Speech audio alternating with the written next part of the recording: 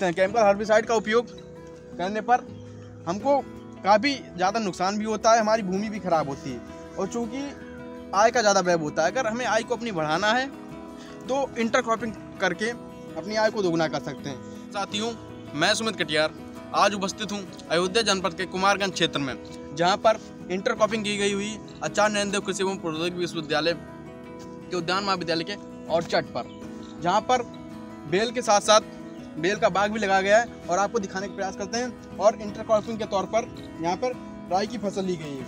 इसी प्रकार से आप सभी किसान बंधु भी खेती कर सकते हैं और बागवानी कर सकते हैं, क्योंकि अगर एक ही आपने फसल बागवानी में आम, जैसे यहाँ पे एक एग्जाम्पल तौर पर बेल लगाया हुआ है, ऐसे आम भी हो सकता था, अमरूद भी हो सकता था, बेर भी हो सकते थे, जामुन भी हो सकते। वो आपके एरिया, आपके क्षेत्र और आपकी जलवायु पर भी निर्भर करेगा कि ऐसी जलवायु कैसे आप वहाँ पे ग्रो कर रहे हैं। ये कहीं आप अगर क्षेत्र में जाएंगे तो वहाँ पर ये सेब भी हो सकता है, तो वहाँ इंटरक्रॉपिंग पे आप फसलें ले सकते हैं। तो यहाँ पर और इससे ये फ़ायदा होगा कि हमें जो सिंचाई की व्यवस्था होती है, जो जलवाष्प के द्वारा जल उठ जाता है, भूमि हमारी सूख जाती है, उस माध्यम से जो हमें बार बार सिंचाई करती है उससे राहत मिलता है। इसके बाद जो हमें खरपतवार नियंत्रण के लिए लगभग हर साल जुताई, निकाई, गुड़ाई और केमिकल हर्बिसाइड का यूज़ करते हैं। केमिकल हर्बिसाइड का उपयोग करने पर हमको काफ़ी ज़्यादा नुकसान भी होता है, हमारी भूमि भी खराब होती है और चूँकि आय का ज़्यादा व्यय होता है। अगर हमें आय को अपनी बढ़ाना है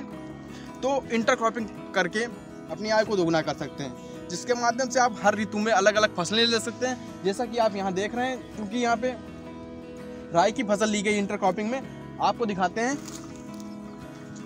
तो आपको सर्वप्रथम अच्छे से जुताई कर ली, जिससे आपका आर्चर अच्छा रहेगा।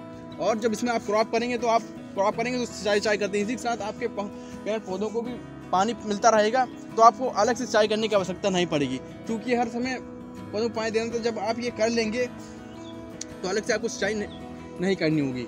इसके बाद जब इसकी बुआई, जो आप राई की बात करते हैं, तो राई की बुआई लगभग अक्टूबर नवंबर के महीने में करते हैं और चूँकि हमारी पककर मार्च अप्रैल में तैयार हो जाती है। जैसा अभी आप देख रहे हैं, इसमें फूल आ चुका है, जो कुछ और बर्ड्स भी बनना तैयार हो गए, जिसमें राई होगी।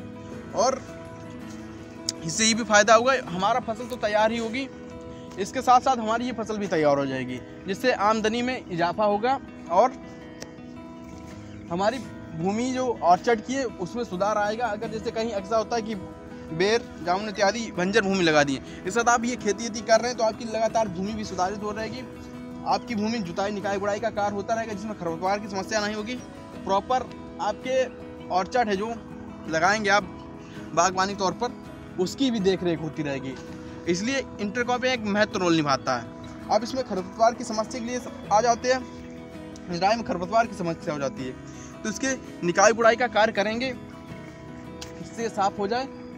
और अब बात करते हैं कि हमें कितने बीज की आवश्यकता पड़ेगी अगर 1 हेक्टेयर की बुआई करना चाहते हैं इंटरक्रॉपिंग के तौर पर। तो लगभग ये 10 से 12 किलोग्राम हमें राई की बीज की आवश्यकता पड़ेगी 1 हेक्टेयर की बुआई के लिए।